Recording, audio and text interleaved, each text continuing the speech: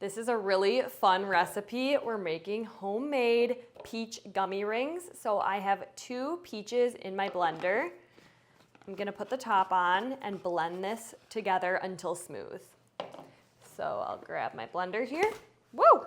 Almost dropped it. Okay, we are just gonna blend until smooth.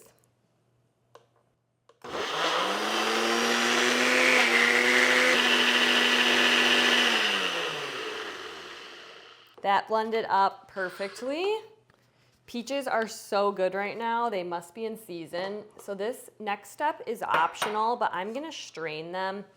Like I said, you don't have to do this, but I'm just gonna do it to make sure we get a really smooth consistency. So I'm just gonna put these through the strainer, and I'll grab my little spatula here and just kind of help it through. This will help to remove some of the skins, but again, totally optional. So once that's strained, you want to end up with about 2/3 cup of peach puree. It'll kind of depend on the size peaches you use, but I'm going to go ahead and set this aside for a second.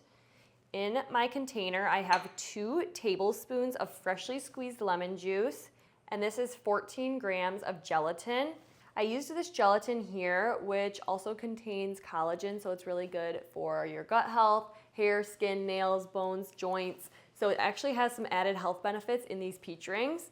So I'm gonna go ahead and bloom the gelatin. So I'm gonna sprinkle this over the lemon juice evenly. And now I'm going to whisk this together until it's fully combined.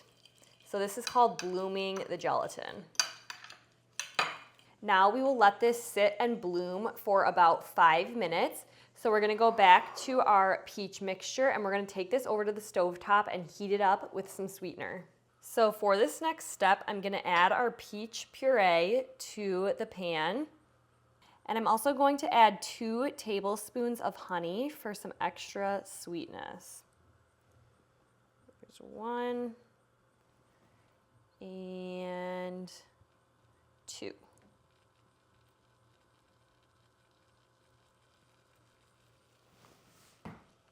So I have my heat on low and I'm just gonna gently stir this to heat it up. We want it to become hot but not boiling. So heat it just enough so that it is warm but not boiling. This smells so good. The peaches combined with the honey heating over the stovetop. These are gonna be so good. And I love that this recipe is sweetened only with the fruit and honey versus those peach gummy rings that you buy at the store that are usually sweetened with things like high fructose corn syrup. So these are gonna be a much healthier and delicious version. Just wait till you see these next steps. These are gonna turn out super cute and just like the ones that you would buy at the store. So just heating this mixture on low until it gets nice and hot but not boiling. So for our next step, we're gonna add that gelatin and lemon juice right into our pan. And we're gonna stir until the gelatin is completely dissolved. So as you can see, it's starting to melt and dissolve. That's exactly what we want. But again, make sure your mixture is not coming to a boil, just staying nice and warm enough for that gelatin to dissolve. So once your mixture is nice and silky smooth like this, and there is no clumps of gelatin left, we're just gonna remove it from the heat and let it cool for about 5 minutes before we transfer it into our peach ring molds. Our peach gelatin mixture has cooled about 5 minutes, and now I'm gonna transfer it into 2 bowls. This part is also optional, but I think it's gonna give them the real peach gummy ring feel and look to them. So I'm just dividing this evenly between 2 bowls. Now I'm taking a little bit, just a couple teaspoons of organic cherry juice, and I'm gonna add it to one of our bowls. Should be good. And I'll just stir that together so that it is more of a reddish color. And you'll see why here in a minute. Okay, from here, I'm just gonna set these aside. And I bought these mini peach ring molds on Amazon. So I'm just gonna fill up the droppers that came with the peach ring molds, and I'm going to fill up each mold with our mixture. This is the part that's a little bit tedious, but I think it's gonna be worth it. I also wanted to mention I did lightly spray these molds with a little bit of olive oil spray, just super lightly so that nothing will stick. So once we get these all filled, we're gonna let them chill in the fridge. And once they have firmed up, then we're gonna give them a try. So let's wait and see if this actually works. I'm hopeful. So now I'm moving over to our red color, and I'm gonna do about half of them red, half of them orange. Like I said, this part is totally optional, but the cherry juice gives them kind of a little bit more of that classic peach ring flavor, and it also is just fun to do two different colors.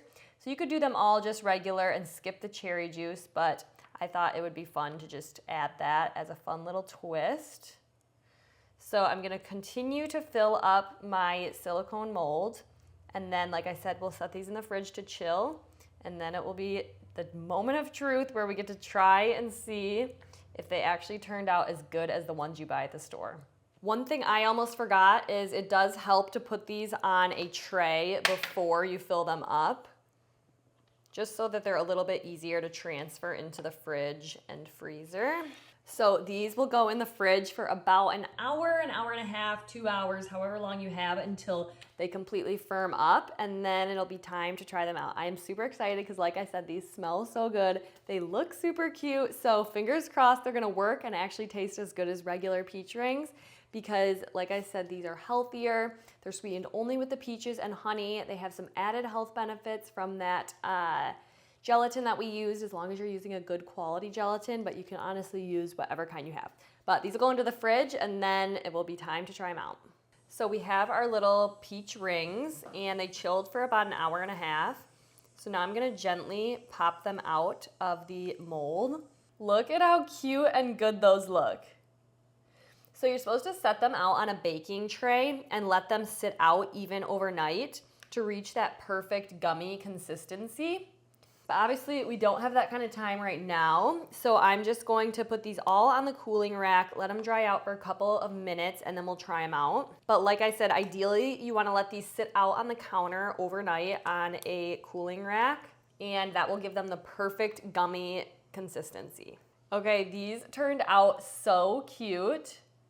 So the one that I did half and half actually worked pretty well. These are the perfect texture, and like I said, if you let them sit out overnight, they become the perfect gummy texture, just like the ones in store. But I am too excited, so I want to give these a try right now. So here we go.